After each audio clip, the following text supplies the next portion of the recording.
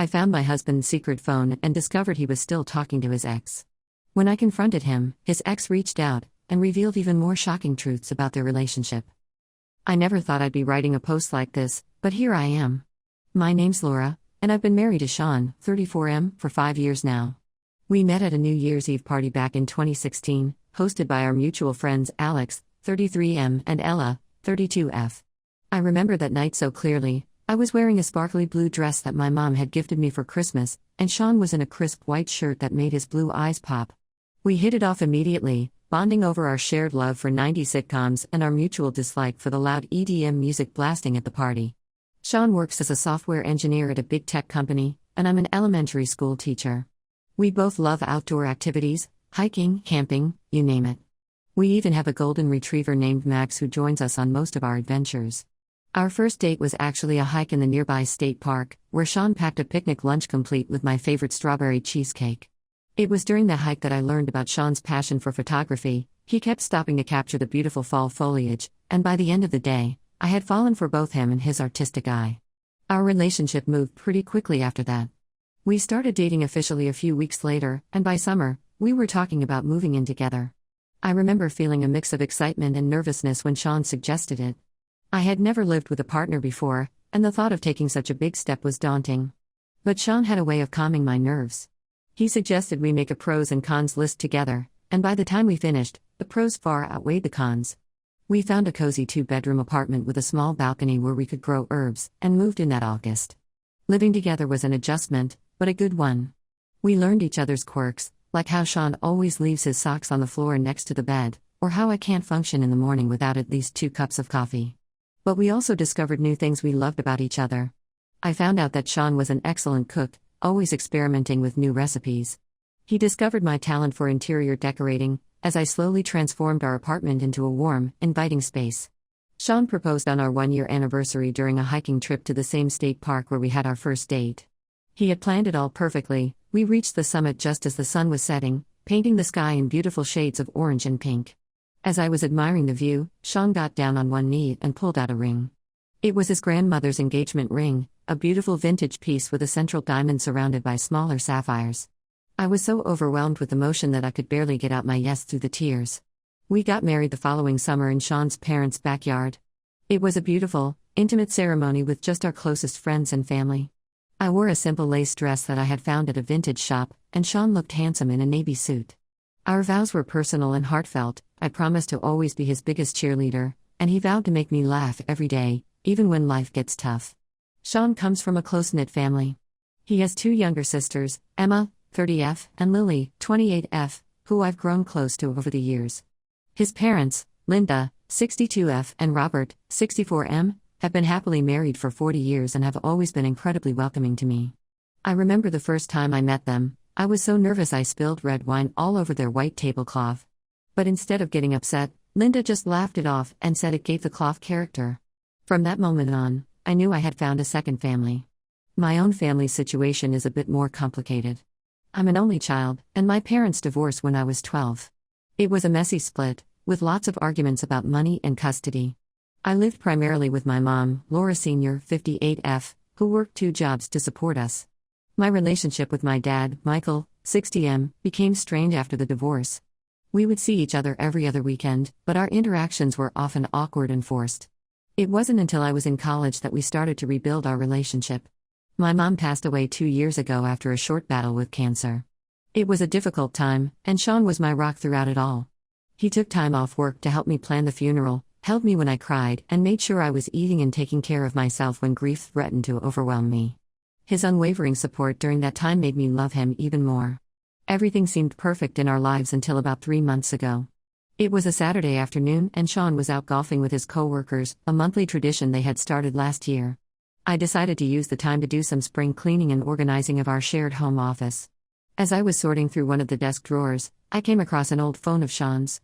I didn't think much of it at first. We both tend to hold onto old electronics longer than we should. But curiosity got the better of me, and I decided to turn it on. To my surprise, it powered up and wasn't password protected. As I scrolled through it, I noticed recent text messages and call logs. The most frequent contact was someone saved as AM with a heart emoji next to the name.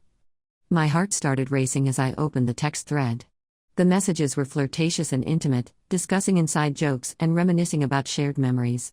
There were even a few pictures exchanged, though thankfully nothing explicit. The most recent message was from just 2 days ago. I felt like the ground had fallen out from under me. I knew AM had to be Amanda, 33F, Sean's ex-girlfriend from college. They had dated for 3 years and even lived together briefly before breaking up due to long-distance issues when Amanda moved across the country for grad school. Sean had mentioned Amanda a few times over the years. He had always spoken fondly of her, describing their relationship as amicable despite the breakup. He'd said they occasionally kept in touch, maybe exchanging a quick happy birthday message or catching up every now and then. But this was something entirely different. I spent the next few hours going through more messages, my emotions swinging between anger, hurt, and disbelief. I learned that they had been in regular contact for at least the past year, exchanging messages almost daily. They discussed everything from work stress to family drama, with an intimacy that made my stomach churn. There were inside jokes I didn't understand, references to shared experiences from their past, and worst of all, hints at a deep emotional connection that seemed to go beyond mere friendship. When Sean came home that evening, I confronted him about what I'd found. I remember my hands shaking as I held up the phone, asking him to explain. He initially tried to downplay it, saying it was just harmless catching up with an old friend. But when I pressed him about the secret phone and the nature of their conversations, he finally admitted that he and Amanda had been in regular contact for the past year. Sean swore that nothing physical had happened between them and that he loved me. He said he kept it a secret because he knew I might be uncomfortable with their friendship, given their history. He apologized profusely, his eyes pleading with me to understand. He promised to cut off all contact with Amanda if that's what I wanted. But his words felt hollow to me. How could I trust anything he said when he had been lying to me for so long? The man standing in front of me suddenly felt like a stranger. I thought back to all the times he had been on his phone, smiling at the screen. How many of those smiles were because of messages from Amanda? How many times had he been thinking of her when he was with me? I was too upset to have a rational conversation at that point. I packed a bag, my hands trembling as I threw clothes haphazardly into a suitcase. Sean followed me around the house, alternating between apologizing and begging me to stay and talk things through. But I couldn't bear to be in the same space as him. I needed time to process everything. I went to stay with my best friend, Rachel, 31F, for a few days. Rachel and I have been friends since college, and she's been my confidant through all of life's ups and downs. When I showed up at her door with red-rimmed eyes and a suitcase, she didn't ask any questions. She just pulled me into a hug and led me inside. Over the next few days, I poured my heart out to Rachel. She listened patiently, offering tissues and words of comfort. She didn't try to tell me what to do or how to feel. She just provided a safe space for me to process my emotions. Meanwhile, Sean has been calling and texting nonstop, begging for a chance to explain and make things right. Part of me wants to hear him out, to believe that this was just a misunderstanding that we can work through. But another part of me feels like something fundamental has been broken in our relationship. The trust that I thought was unshakable has been shattered. I'm torn about what to do. On one hand, I love Sean and want to believe that he hasn't physically cheated. We've built a life together, and the thought of throwing it all away is heartbreaking. But on the other hand, the secrecy and emotional intimacy of his relationship with Amanda feel like a huge violation of trust. Even if nothing physical happened, isn't emotional cheating just as damaging? I keep thinking back to our wedding day, how happy and in love we were. How did we get from there to here? Was I blind to signs that should have been obvious? Or is this truly out of character for Sean? I'm not sure if I can move past this or if I even want to try. The thought of going back home and pretending everything is normal makes me feel physically ill. But the thought of ending our marriage is equally devastating. I could really use some outside perspective on this situation. Am I overreacting, or is this as big of a deal as it feels to me? Should I give Sean another chance to explain himself, or is this a deal breaker? How do you rebuild trust after something like this? I'm lost and don't know how to proceed. Any advice or similar experiences would be greatly appreciated. I feel like I'm standing at a crossroads, and I don't know which path to take. Update 1, it's been about a month since my last post, and I wanted to update you all on what's been happening. First, I want to thank everyone for their advice and support. Reading through the comments helped me gain some clarity and courage to address the situation head-on. After spending a week at Rachel's place, I decided it was time to face the music. I moved back home to have a serious conversation with Sean. The night I returned, we sat down at our kitchen table, the same table where we'd shared countless meals and conversations over the years. Now, it felt like a barrier between us. I told Sean that while I appreciated his apology, his actions had severely damaged my trust in him. I made it clear that if we were to have any chance of saving our marriage, we needed to establish complete transparency and he had to cut all ties with Amanda. Sean agreed without hesitation. He deleted Amanda's number from both phones in front of me and even offered to let me change all his passwords. He also suggested we start couples counseling to work through our issues, which I agreed to. For the next few weeks, things were tense but improving. We attended counseling sessions twice a week with Dr. Martinez, a therapist recommended by my friend Olivia who had gone through a similar situation with her husband last year. Dr. Martinez helped us communicate more effectively and start to rebuild the trust between us. Sean made a visible effort to rebuild my trust. He'd check in with me throughout the day, sending sweet messages or funny memes like he used to when we first started dating. He started coming home earlier from work and was overall more attentive and present in our relationship. We even started having regular date nights again, trying new restaurants in town or going for evening walks with Max. One night, about 2 weeks after I'd moved back home, Sean surprised me with a homemade dinner, my favorite lasagna recipe that he'd gotten from my mom years ago. As we sat eating, he reached across the table and took my hand. With tears in his eyes, he told me how sorry he was for hurting me and how committed he was to making our marriage work. It was a moment of vulnerability that made me feel like maybe, just maybe, we could get through this. However, just as I was starting to feel like we were making progress, something happened that shook my world once again. About 3 weeks after our confrontation, I received a Facebook message from Amanda herself. My heart dropped when I saw her name pop up on my screen. In her message, Amanda explained that she felt compelled to reach out to me directly. She said that Sean had told her about our confrontation and that they had agreed to cease all communication. However, she felt guilty keeping certain things from me and believed I deserved to know the full truth. According to Amanda, her relationship with Sean hadn't been purely platonic as he'd led me to believe. She revealed that they had met up in person twice over the past year when Sean was supposedly on business trips. The first time was in Chicago, where Amanda now lives. Sean had told me he was there for a tech conference, but according to Amanda, he had extended his trip by a day to meet up with her. They had dinner at a fancy restaurant and then went for drinks at a rooftop bar. The second meetup was in New York, where Sean had gone for a friend's wedding. Amanda happened to be in town visiting her sister, and they had met up for brunch. While Amanda claimed nothing physical happened beyond a hug, she admitted that there was an emotional connection that went beyond friendship. She said they had often discussed their past relationship and the what-ifs of their lives. Amanda also shared screenshots of some of their recent conversations, which included Sean expressing doubts about our marriage and reminiscing about their time together. In one particularly hurtful message, Sean had written, "Sometimes I wonder if I made the right choice. Life was simpler with you." Reading those words felt like a physical blow. I thought back to all the times Sean had reassured me of his love, all the while harboring these doubts. It made me question every moment of our relationship. Was any of it real? I confronted Sean as soon as he got home from work that day. The look on his face when I mentioned Amanda's name told me everything I needed to know.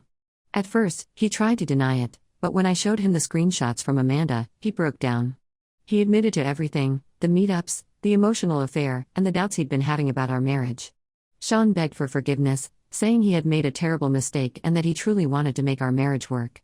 He offered to do whatever it took to regain my trust, including cutting off all contact with Amanda permanently and even changing jobs to avoid any potential business trips. But at this point, I don't know if I can ever trust him again. The repeated lies and deception have left me feeling broken and betrayed. It's not just the contact with Amanda, it's the elaborate web of lies he constructed to keep it hidden. Every business trip, every late night at work, every time he was smiling at his phone, I now question all of it. I've moved back to Rachel's place and have asked Sean to give me space while I figure out my next steps. Rachel has been an absolute saint, letting me crash in her spare room indefinitely. She's even taken a few days off work to keep me company and make sure I'm eating and taking care of myself. I'm seriously considering divorce, but the thought of ending our marriage is heartbreaking. We've built a life together, and despite everything, a part of me still loves him. I think about the good times, our wedding day, the trips we've taken together, the quiet evenings at home with Max curled up between us on the couch. It's hard to reconcile those memories with the man who could lie to me so easily. I've been spending a lot of time thinking about what I want for my future. Do I want to try to rebuild a relationship where trust has been so thoroughly broken? Or do I want to start fresh, on my own? The thought of dating again terrifies me, but so does the idea of staying in a marriage where I'm constantly wondering if I'm being lied to. I've also been grappling with feelings of inadequacy. What did Amanda have that I didn't? Was I not emotionally supportive enough? Not interesting enough? I know logically that Sean's actions are a reflection on him, not me, but it's hard not to let those doubts creep in. Any advice or similar experiences would be greatly appreciated. I feel lost and could use some guidance on how to proceed. How do you know when a relationship is worth fighting for, and when it's time to walk away? How do you rebuild trust after such a profound betrayal? I'm struggling to find the answers on my own. Update 2. It's been 2 months since my last update, and I wanted to share what's been happening. After much soul-searching and countless discussions with friends and family, I decided to file for divorce. The decision wasn't easy, and there were moments when I second-guessed myself. I spent many sleepless nights weighing my options, thinking about the life Sean and I had built together and the future we had planned. But ultimately, I realized that the trust between Sean and me had been irreparably broken. His repeated lies and emotional affair with Amanda had created a rift that I couldn't see us overcoming. When I told Sean about my decision, he was devastated. He pleaded for another chance, promising to do whatever it took to save our marriage. He suggested we take a trip together to reconnect, just like we used to do in the early days of our relationship. He even offered to quit his job and move to a different city if that's what it would take to prove his commitment to me. But I stood firm in my decision. The divorce process has been difficult and emotionally draining. We're trying to keep things amicable and are working with a mediator to divide our assets fairly. Thankfully, we don't have children, which has made the separation somewhat less complicated. But deciding what to do with our house, the home we had lovingly furnished together and filled with memories, was heartbreaking. We ultimately decided to sell it and split the proceeds. One of the hardest parts was figuring out what to do about Max. We both love him dearly, and the thought of being separated from him was painful. After much discussion, we agreed on a shared custody arrangement. Max will stay with me during the week and with Sean on weekends. It's not ideal, but it's the best solution we could come up with. One unexpected development during this time was the reaction of Sean's family. I was worried about losing my relationship with them, especially Linda, who had become like a second mother to me. To my surprise, they've been incredibly supportive of my decision. Linda called me a few days after I moved out. I was nervous to answer, afraid of what she might say. But her first words were, "How are you holding up, sweetheart?" She told me that while she loved her son, she was disappointed in his actions and understood why I couldn't continue in the marriage. She shared that she and Robert had gone through a rough patch early in their marriage due to Robert's close friendship with a female coworker. They had managed to work through it, but she understood that every situation is different. She assured me that I would always be part of their family, regardless of my relationship status with Sean. Emma and Lily have also reached out regularly to check on me and offer their support. Emma even came over to Rachel's place one weekend to help me sort through some of the belongings I'd brought from the house. As we were going through old photo albums, she hugged me and said, "You'll always be my sister, no matter what." Their kindness has been a bright spot during this difficult time. As for Amanda, I haven't had any further contact with her since her initial message. Part of me is grateful that she told me the truth, but another part wishes I could just erase her from my memory entirely. I've had to resist the urge to stalk her social media profiles or ask mutual friends about her. I know it won't do me any good to dwell on her or her relationship with Sean. I've started seeing a therapist, Dr. Natalie Chen, to work through my emotions and rebuild my self-esteem. It's been helpful to have a neutral party to talk to about everything that's happened. Dr. Chen has been helping me process my feelings of betrayal and work through the grief of losing the future I thought I would have with Sean. I'm slowly starting to reimagine my life without Sean. I've thrown myself into my work at the elementary school, channeling my energy into creating engaging lessons for my students. Their innocence and enthusiasm have been a welcome distraction from my personal turmoil. I'm also considering pursuing a master's degree in education, something I had put on hold when Sean and I got married. The idea of focusing on my personal growth and career advancement is both exciting and terrifying. While I'm still dealing with feelings of hurt and betrayal, I'm also beginning to feel a sense of hope for the future. I know the road ahead won't be easy, but I'm committed to healing and moving forward. Update 3. It's been 6 months since my last update, and I wanted to share some final thoughts on this chapter of my life. The divorce was finalized last month. Sitting in the courthouse, watching the judge sign the papers that officially ended our marriage, was a surreal experience. It was a bittersweet moment, relief mixed with sadness for the end of a relationship that had once meant so much to me. Sean and I managed to keep things civil throughout the process, which I'm grateful for. There were moments of tension, especially when it came to dividing up sentimental items, but overall, we both tried to approach the situation with maturity and respect. I've moved into my own apartment, a cozy one-bedroom place closer to the school where I teach. It's been both exciting and scary to live on my own again after so many years. The first few nights were the hardest, the silence felt oppressive, and I found myself missing the sound of Sean's breathing next to me. But gradually, I've been making the space my own. I've painted the walls a soft blue that reminds me of the ocean, hung up artwork that I love, and filled the windowsills with potted herbs. It's starting to feel like home. I started my master's program in education this fall, and it's been a welcome distraction. Balancing work, studies, and my personal life has been challenging, but also invigorating. I'm rediscovering parts of myself that I had neglected during my marriage: my love for learning, my passion for making a difference in children's lives, my enjoyment of quiet evenings spent reading or working on puzzles. I've also joined a support group for divorced women, which meets every other Tuesday evening at a local community center. It's been helpful to connect with others who understand what I'm going through. We share our experiences, offer advice, and sometimes just provide a listening ear. It's comforting to know that I'm not alone in this journey. As for Sean, we've had minimal contact since the divorce was finalized. We still coordinate about Max's care, but our conversations are brief and to the point. I heard through mutual friends that he's been seeing a therapist to work on his issues, which I hope will be beneficial for him in future relationships. I wish him well, even though thinking about him still brings a twinge of pain. Surprisingly, I've maintained a close relationship with Sean's family. Linda still calls me regularly to check in, and I've even met up with Emma and Lily for coffee a few times. Their continued support has meant the world to me. Last month, they invited me to Robert's 65th birthday celebration. I was hesitant to go, knowing Sean would be there, but Linda insisted. It was awkward at first, but being surrounded by their warmth and love reminded me that family isn't always defined by blood or marriage.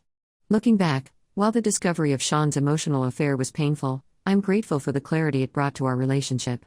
It forced me to confront issues that had been simmering beneath the surface and ultimately led me to make a decision that was best for my well-being. I won't pretend that everything is perfect now. There are still days when I feel angry or sad about how things turned out. Sometimes I catch myself wondering what Sean is doing, or if he ever thinks about me. There are moments when I miss the comfort and familiarity of our life together. But overall, I'm proud of myself for having the courage to walk away from a situation that was no longer serving me. I'm learning to be comfortable with uncertainty. I don't know what the future holds, whether I'll meet someone new, or if I'll choose to embrace life on my own. But for now, I'm focusing on rediscovering who I am outside of my marriage and building a life that brings me joy and fulfillment.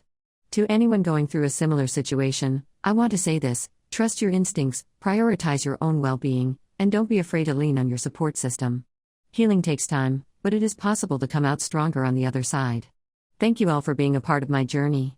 Your support and advice have been invaluable, and I'm grateful for this community. Here's to new beginnings and brighter days ahead.